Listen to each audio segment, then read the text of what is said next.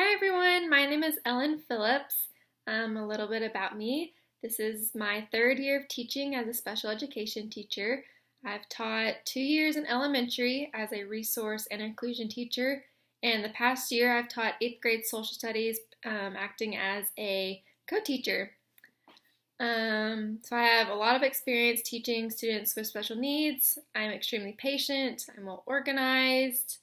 I know all the co-teaching models, and I'm a great team player. I graduated from the University of Oklahoma in 2015 with a degree in special education, and I'm currently working on my master's degree from Stephen F. Austin State University online for a master's degree in special education. So I'm really excited about that. So now I'm going to answer some of your questions that you gave me. So describe your classroom from the viewpoint of a student. What would they tell me if I were to walk in? So if you were to walk into my classroom on a daily basis, you see anchor charts, you see word walls, you'd see the students' class work on display. You might see some flexible seating depending on the needs of the students. My classroom would be very inviting, friendly, and always positive. So the second question, what are some ways that help you tap into students' passion for learning? So the way I do this, it's extremely important to build relationships with your students before you can even think about tapping into their learning. You can do this in a lot of ways. You can start at the beginning of the year by doing an interest inventory. A lot of times I eat lunch with them just so I can get to know them on a more casual basis. And then a quote that one of my professors told me in my student teaching, and they said, students don't care what you know until they know that you care. So it's extremely important for teachers to get to know their students, so then the students will be more in-depth to learning. And the third question, risk-taking, share a time that you tried something that didn't work. So previously, as a new 8th grade teacher, it's just kind of been a whirlwind in itself because I'm new to middle school. So a lot of this was task and error and just see what works and what doesn't. But I recently just did a talk, read, talk, write lesson with my 8th grade students.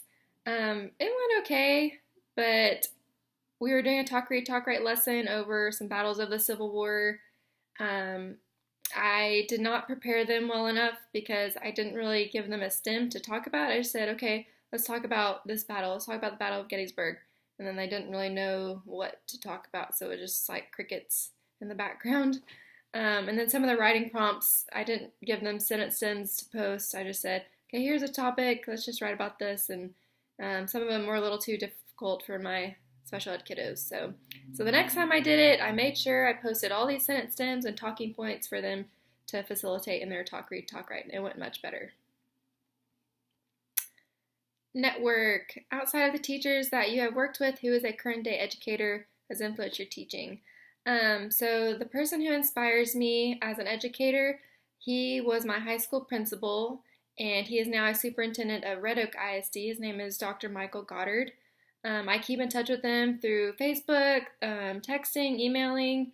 There's stuff all over Facebook about him just standing in carpool lines, waiting for his students, and he's just at every single extracurricular activity. He just makes you want to be the best teacher that you can be, and he just inspires me to want to work for him, and if I were to work with him, and how hard I would work for him.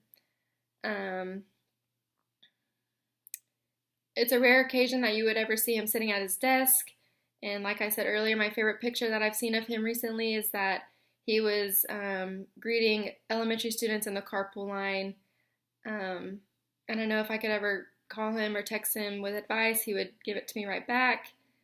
He's just an all-around really great leader, so I really look up to him a lot. Some connections I've made is one summer in college, I worked at an internship program called eQuest Therapeutic Horsemanship. They are a therapy center that does hippotherapy, which is therapy on a horse for people with disabilities. So I really got to learn about my clients, and it was just an all-around great experience. So I've made a lot of connections through eQuest. And it's based out of Rockwall, which is outside of Dallas. In order for a person to be networked, they have to go out and put themselves in situations that would help them gain access to a desired location, a job, event, just whatever they're looking for. And that person has to attend multiple events, just putting themselves out there, shaking as many hands as possible, just doing whatever they need to do to help get them phone numbers and names and addresses and all that sorts of things. People who I can count on to help me with teaching. So most of my family members, they are all teachers. My brothers, my stepmom, my cousins, and sister-in-law, they are all teachers. I like to joke around with my brothers. They did the alternative certification, so they don't have a degree in the educational field. So I like to think that they copied their little sister and wanted to be just like me. But if I ever need support in any content area or with classroom management, I can always count on them to help me. Question 5, share a time you're inspired by something outside of education and brought it into the classroom. So recently, in March, every year the NCAA does March Madness and the tournament goes on. So I thought of the idea of having a March Madness themed star review so the students could compete against each other with different teams and they could pick their team name, who their favorite basketball team was. So far the students really love it and it's been a really great success. Question 6, something that made you think differently. So as I student taught in Oklahoma, I made a lot of friends who are still teaching in Oklahoma. And recently, if you've been watching the news, there have been a lot of teacher-led walkouts. So this has really made me reflect on teaching here in Texas compared to Oklahoma. And I really need to step back and think, all right, there are a lot of things that I can complain about teaching in Texas, but I don't have it near as bad as those struggling teachers in Oklahoma. So they're having to use old textbooks that are ragged, and there's chairs that students can't even sit in without getting scratched. So I just really have to think about other teachers out there and their struggles and needs. So that was something that made me think differently about my teaching here in Texas. Creators, question 7. What have you created from your own learning? What impact did it have on you? So every day, my job as a special education teacher is to provide students strategies and methods to help them understand the content. I'm currently getting my master's degree in special education, and one of the assignments I was to do was to create a social story for a student with autism. So I created a social story for that class assignment, but then the beauty of it is that I got to implement it in the classroom. So this student, he comes into class very rambunctious and rowdy. He carries this instrument with him. He runs it into the door. So I'm like, all right, we need to kind of get this under control. And so I shared him the social story, and his behavior coming into class has been much improved. Question 8, resilient. How do you model resilience to your students? So I played sports in high school, and one of my coaches shared this book with me. It was called 212 Degrees, and it was all about going the extra degree to make the water boil and just doing whatever you need to do, just putting in that extra effort. So I've used this analogy with my students to help them motivate to do better in school, and it's had a lot of success too. Question 9, which content is your strength or passion? So I have taught, my favorite subject to teach is 5th grade math, just because I've taught it for 2 years. My first year, 2 years of teaching, I taught it, and I just really grew to love it. It came natural to me, but I've also enjoyed teaching social studies this year. But I really love 5th grade math. That's my favorite. Question 10. How do you make time for reflection in your practice? So every day as a teacher, after each lesson of every day, I reflect, okay, how did this work? How can I improve it for the next class period?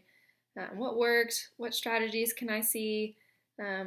What strategies worked? And how can I improve demonstration, the directions, every time after a class period, after a lesson. But it's also important to reflect with your colleagues who teach the same subject just to see how their lesson went if you're teaching the same lesson. And you can also look at data by doing this. So whoever had the highest data on a certain TEK, you can ask them, okay, so what did you do differently than I did, and how can I learn from you? Because obviously what you did worked, so teach me your ways. A quick way to do whether or not, if I see that my lesson plans are effective and giving feedback to students, I really implemented Google Classroom a lot this year. And we used a lot of Google Form quizzes, and all you do is just put your quiz on a Google Form, and the students take it on a computer or a laptop or iPad, and it gives them their feedback right then and there. I've also done like little mini conferences and tutoring times to help give feedback to my students. And I've also had a lot of success notifying parents and communicating with parents through Google Voice. If you don't know what Google Voice is, it is the best way to contact parents. It's just really quick and easy. It's just a quick text, hey, so-and-so, he's doing great in class. Let me know if there's anything else I can do to help you. So you're not having to make a big contact log after school. It's just really quick, 2 seconds. So yeah, that is a little bit about me. I'm excited to meet everybody on Friday. See you then.